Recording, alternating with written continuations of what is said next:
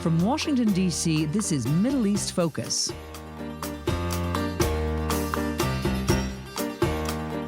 Welcome to Middle East Focus. I'm Charles Lister, the Director of MEI's Syria and Countering Terrorism and Extremism programs. Today, we're going to be talking about the state of Al-Qaeda as we approach the 20-year anniversary of 9/11. What lessons we can learn from 20 years of counterterrorism policy since, and what the future might hold. Clearly, the collapse of Afghanistan into Taliban hands in recent days is a development of enormous significance to this discussion, so we'll certainly be talking about what effect that's likely to have on Al-Qaeda going forward. To talk about this, I am thrilled to be joined by Peter Bergen, the Vice President of Global Studies and Fellows at New America, a CNN national security analyst and professor of practice at Arizona State University, where he co-directs the Center on the Future of War.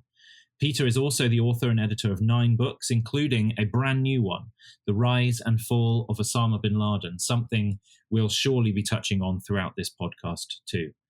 I'm equally excited to be joined by Colin Clark, who is a senior research fellow and the director of policy and research at the Soufan Group. He's also an associate fellow at the International Center for Counterterrorism in The Hague, a non-resident senior fellow at the Foreign Policy Research Institute, and an associate fellow at the Global Network on Extremism and Technology. Peter, Colin, welcome to the podcast, and thank you so much for joining us. Thank you. Thank you.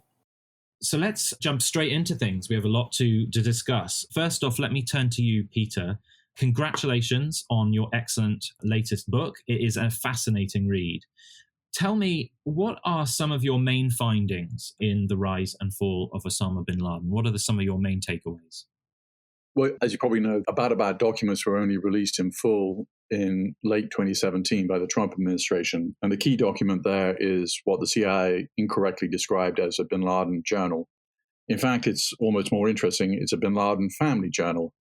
And it's 228 pages, sort of handwritten in Arabic, which hasn't, I think, got the attention it deserves. Working with Nadia Awaidat, who's a New America Fellow and a kind of leading thinker on Islamist thought, we deciphered this diary. And another sort of interesting takeaway is the extent to which bin Laden relied on his 2 older wives, both of whom had PhDs, to do his thinking and writing for him.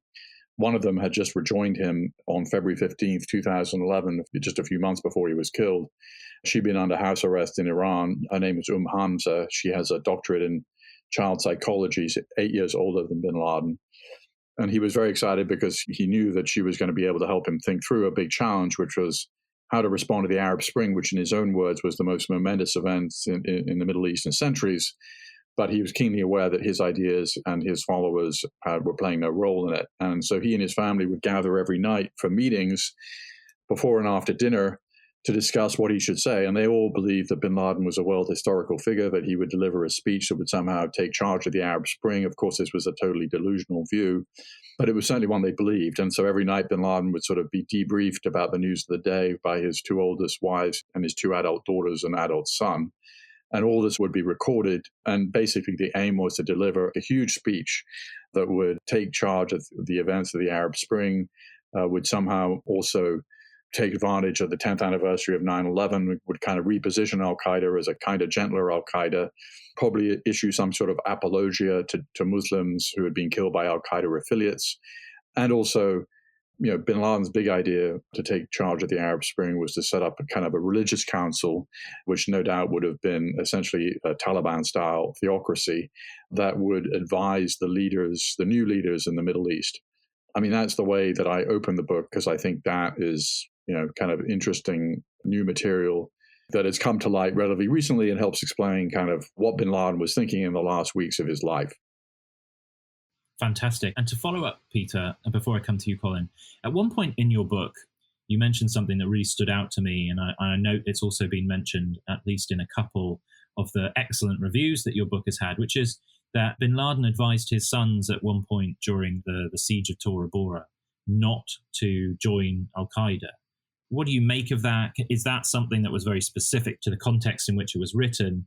And then as a kind of secondary part of that question, you met bin Laden in 1997. And as you were just saying, you write, and at least in part of your book, about his last months.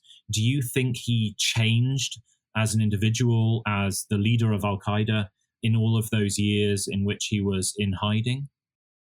Well, he certainly had some delusions when he was in hiding. I mean, he was trying to micromanage his organization with some success, but it was like running a shipping company in the UK in the early 19th century without having, the telegraph or the telephone or the internet. I mean, sending these sort of handwritten messages by courier.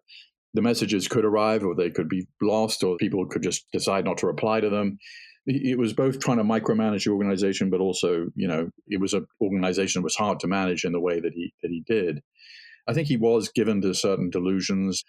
Jim Clapper is quoted in the book. He looked at the documents and he was reminded of Hitler at the end of World War II, moving around kind of army groups that didn't exist. And there's a little bit of that with bin Laden. I mean, the idea that Al-Qaeda was really going to assassinate President Obama or David Petraeus was crazy. But, getting back to your first question, which was the question of advising his sons not to join Al-Qaeda, I mean, he faced death at the Battle of Tora Bora, and he was likely injured pretty heavily in the left shoulder. And it was a very close brush with death. I mean, the United States dropped 700,000 pounds of ordnance on a relatively small area.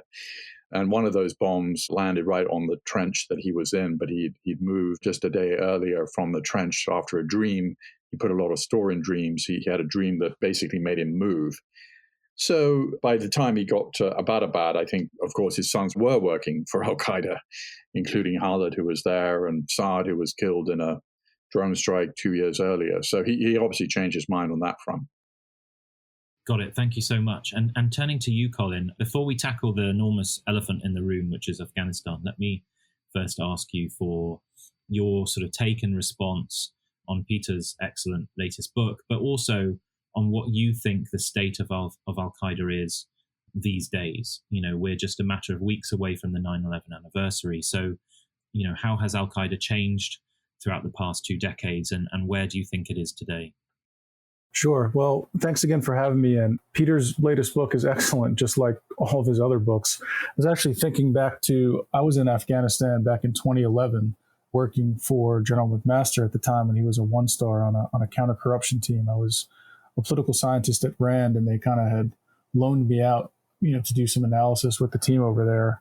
And that's when I read The Longest War, and that actually kept me company during my time there. So, and I've read, I think, almost all of Peter's books. So this is just another epic work to add to this growing body. I think it's really interesting because it sounds counterintuitive, but in some ways, bin Laden's name doesn't come up nearly as much as it should as we approach 9/11. There's all this talk about so many other things that are happening. And I think it was just so timely to redirect to our attention to, the most influential and most important figure in the global jihadist universe ever. I think especially after having read Heghammer's book on Abdul Azzam last year, it's really important to look at the founding ideologues and these individuals that led this movement for so long, to look at the impact that they've left on the movement and how it still in many ways guides jihadis today. So, congrats to Peter on that. Before turning to what I think Al-Qaeda looks like today, and that's something that I'll address in a forthcoming article for the CTC Sentinel for the September issue, I'd like to say I don't want to give bin Laden too much credit on his advice to his children, because I actually tell my daughters the same thing. I constantly tell them not to join Al-Qaeda, and they're 3 and 5, so I don't really know if they know what I'm saying, but I think they'll remember it because I keep repeating it. Kidding aside, I think, when you look at Al-Qaeda today, it's a much different organization. It's far more decentralized. I think, if you were to hop around the globe and tally up which branches or franchise groups are strong, you'd have to look in Africa. You'd have to look at momentum of JNM in the Sahel, of Shabab in the Horn. I think clearly we're going to undergo a significant evolution looking at Al-Qaeda in Afghanistan and Al-Qaeda in the Indian subcontinent. We're going to see a pretty remarkable growth there in terms of recruitment. And I would expect, by the end of the year, operational tempo as well. And then you've got others, like Al-Qaeda in the Arabian Peninsula, long thought to be the most operationally capable, which has suffered from numerous leadership losses. And I was just talking to Gregory Johnson about, the state of AQAP the other day. So that's a group that's seen its star fade a little bit. And then you've got what's, left of Al-Qaeda in Syria. And Charles, you and I have written about this, and I followed your work very closely. So what's going on with Huris al-Din and all the different issues in Idlib with HTS. So it's a bit of a mixed bag, I'd say, on the whole. But judging from reactions from jihadis online over the past week and a half, there is a real sense of momentum. This has been a shot in the arm for Al-Qaeda and for the global jihadist movement writ large. The question becomes, can they translate that into something tangible?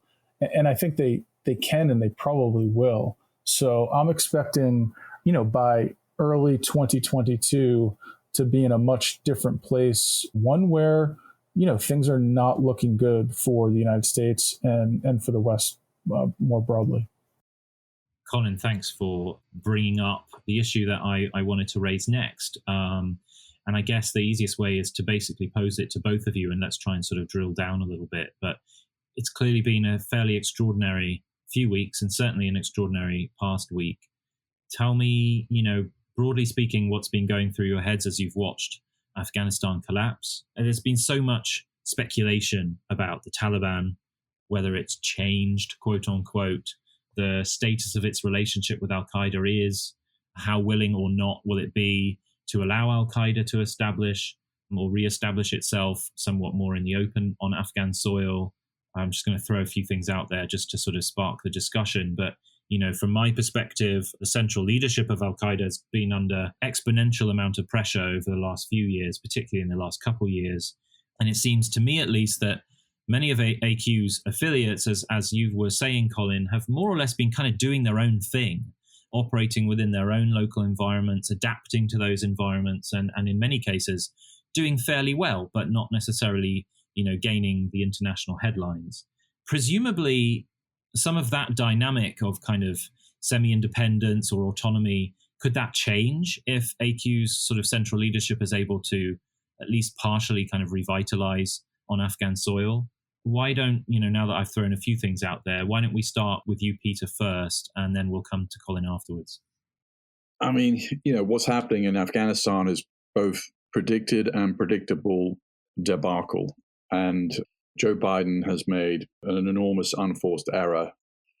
And it's not just execution, it's also policy. I mean, the execution is terrible. No one can deny that. But I think the policy itself was very misguided, because the 2,500 troops that were there were sort of providing enough moral and physical support to the Afghan national security forces that they would not collapse. And there's a narrative that, the Afghan military is kind of weak and, well, yeah, it's not that strong, but bear in mind 66,000 Afghan soldiers have been killed and police fighting the Taliban. So it's not like there was an inability to fight.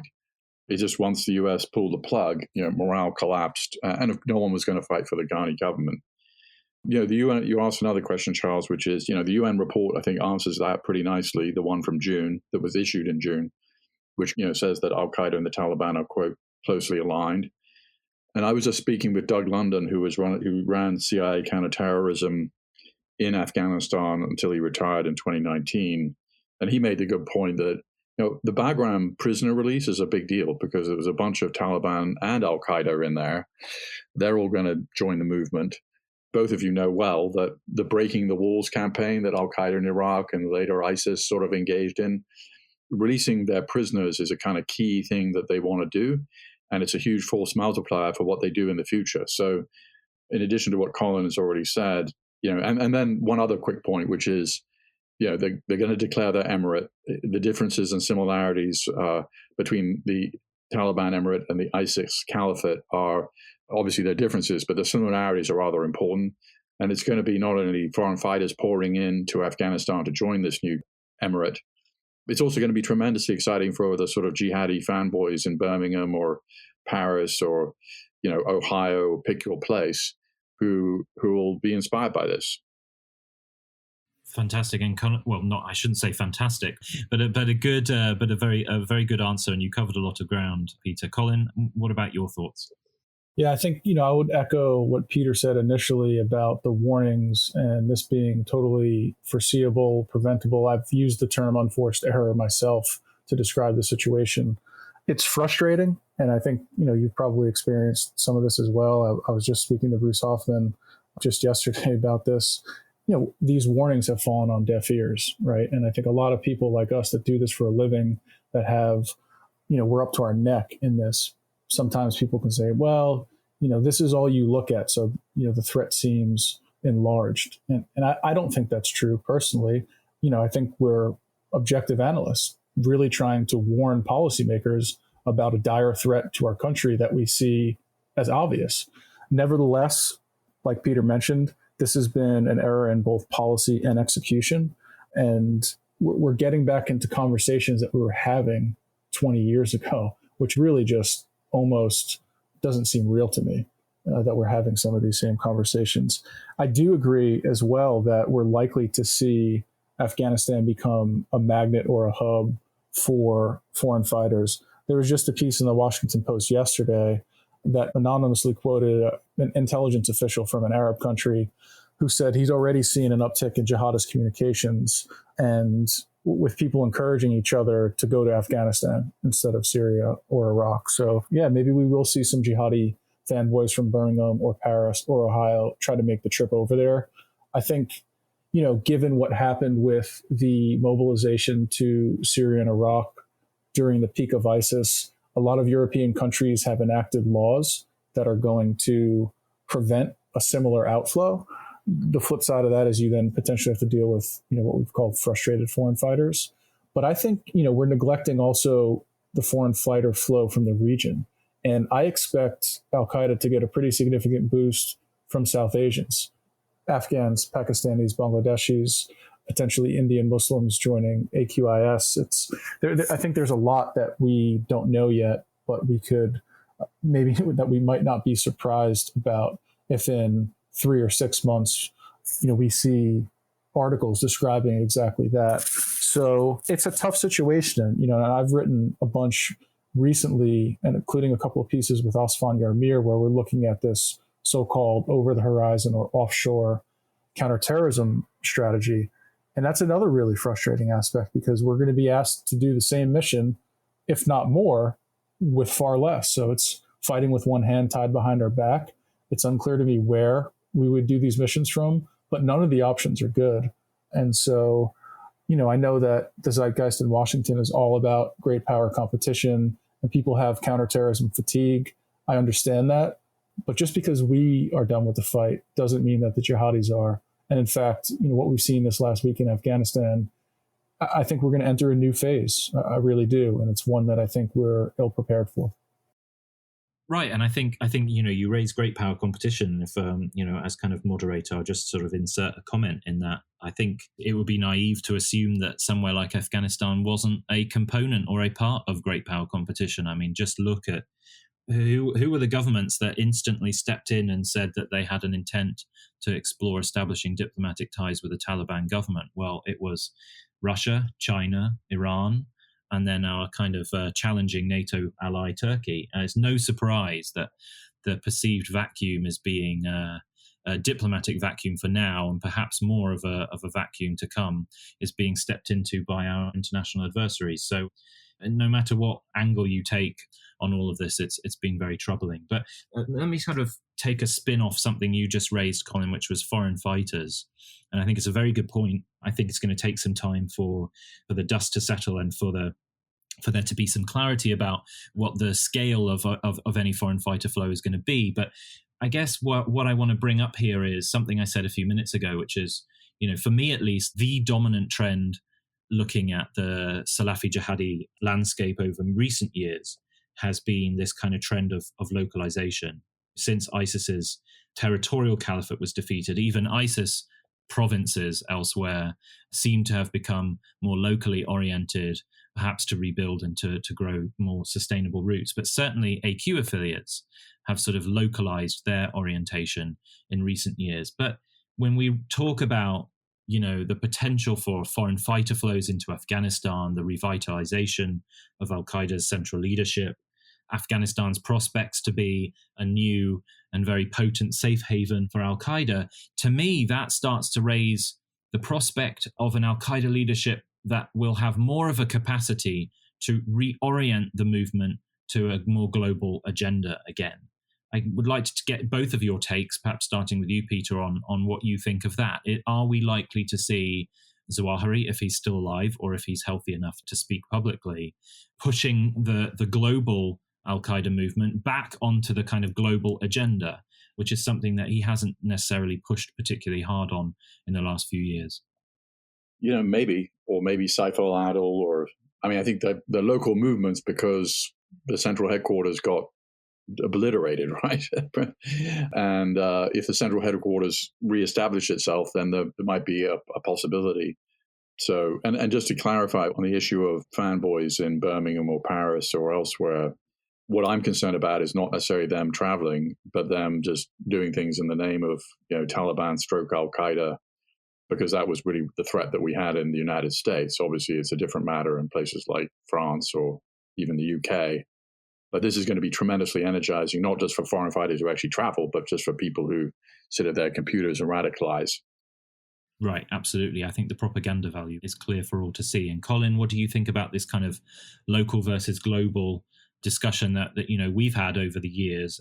Does this recent increased prospects for AQ in Afghanistan have the potential to change the kind of balance in that equation that we've got used to in recent years?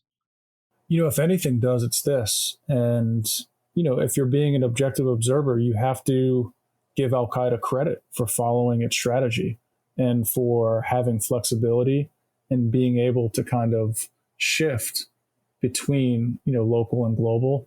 And, I made a tweet the other day, something along the lines of, viscerally remember in the days and weeks and months after 9/11, all this rhetoric coming from the U.S. government and the military about this is going to be, the long war, and this is a generational struggle, and all of these things. And I don't think our adversaries ever thought that we truly believed that, right? And it turns out that we didn't. And, we've got different challenges because we've got electoral cycles and issues with continuity between administrations, but they knew they could wait us out. They said as much, and they were right. So having that flexibility in their strategy turned out to be incredibly helpful.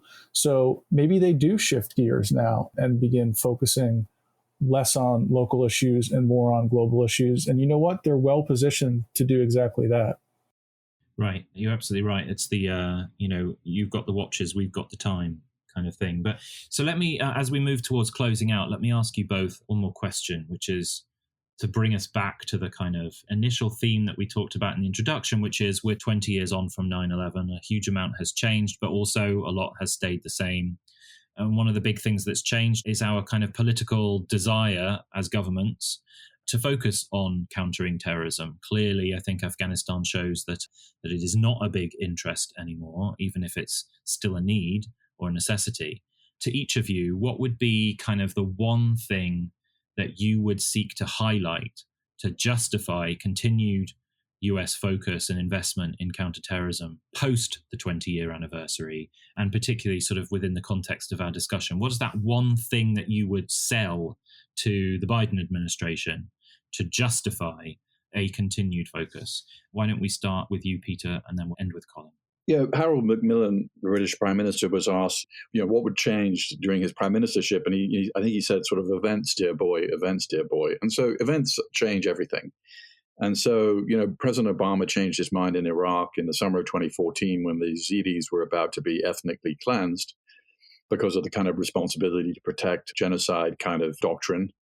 And then, of course, the murder of Jim Foley and others, Americans. So, Biden can change his mind. We're not locked into any of this. And if the Taliban engage in ethnic cleansing, which they did when they were in power last time, if the Taliban kill Americans, which they've done a lot of, he can change his mind. I mean, his interview with George Stephanopoulos, I thought, was a kind of a disastrous interview, which suggests, that he's very immovable on this point and that he admits no error.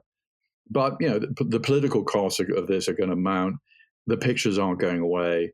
My editor at CNN said it's a hostage crisis of his own making, which is kind of an interesting way to look at it. We're going to have a lot of Americans who can't get out. We're going to have many of our allies are just going to be left. The news is not going to go away. It's like the Iraq War was a disaster only several months into it. This is a foreign policy disaster that begins with really bad pictures and doesn't get any better. So I think that the events themselves will change. And one final observation, a lot of this is like Back to the Future. I went into CNN on the morning of 9/11 to talk about the assassination of Ahmad Shah Massoud. Ahmad Shah Massoud's son, Ahmad Massoud, is now reforming in the Panjshir Valley with Amarullah Saleh, who was Massoud's aide back at that time. They're going to start up a new resistance. It won't be particularly effective, I don't think, at least initially, because the Taliban have kind of locked off the lines of communication to Tajikistan and Uzbekistan. But there are a lot of people who are not going to be happy with the Taliban utopia that they're going to impose. And so I think what will change is just simply that the events on the ground will dictate a new policy. So that sounds about right to me, Peter. I just wish it didn't have to come to that. Colin, what are your thoughts? I would just urge the administration to be less obsessed with these buzzwords, right? And I know it's hard because it's Washington and we do acronyms and buzzwords, but this obsession with great power competition, if you're going to be obsessed with great power competition, understand what it is. And Afghanistan, as we just talked about, is the perfect exemplar of great power competition in practice. Russia, China, Iran, Pakistan, India. I mean, if that's not Turkey, if that's not great power competition, I don't know what is. So I think just beyond words that sound nice in a policy document, having people that truly understand what those mean and are willing to commit resources to backing them up. The other thing that I'm very concerned about when I hear, questions about what our CT posture looks like going forward, I hear things like over the horizon or offshore. And to me, it seems almost synonymous with technology. And I think there's a real over-reliance on technology, particularly when it comes to intelligence, surveillance, and reconnaissance. And we're going to have almost no eyes and ears on the ground in Afghanistan. What human intelligence networks we did cultivate will be largely vanquished. And so if Al-Qaeda does begin to regenerate in Afghanistan, as many expect, we're not going to know about it. So I would give the Biden administration the same advice I give my undergrad students or grad students who tell me they want to go into the intelligence community, which is to constantly reassess your assumptions and, red team yourself, poke holes in them. Because, if we were to believe everything the Biden administration and the Trump administration before that has told us, we would think that the peace process was legitimate, that that the Taliban planned to break with Al-Qaeda, that withdrawal is going to be quote unquote responsible. None of those things have happened. So I don't exactly have faith that the Biden administration is going to recognize when the AQ threat has crossed that threshold and has become an issue that poses a danger to the West, to the United States in particular. So rely less on buzzwords, think beyond a technological solution to intelligence gathering and analysis, and constantly reassess your assumptions. Like Peter said, events are going to potentially dictate that. There should be folks in the administration already that are thinking through a contingency of what happens if we do have to reinsert troops. Is that feasible? How do we go about doing it? But based on the way that the withdrawal and the evacuation have gone, I don't really have high hopes.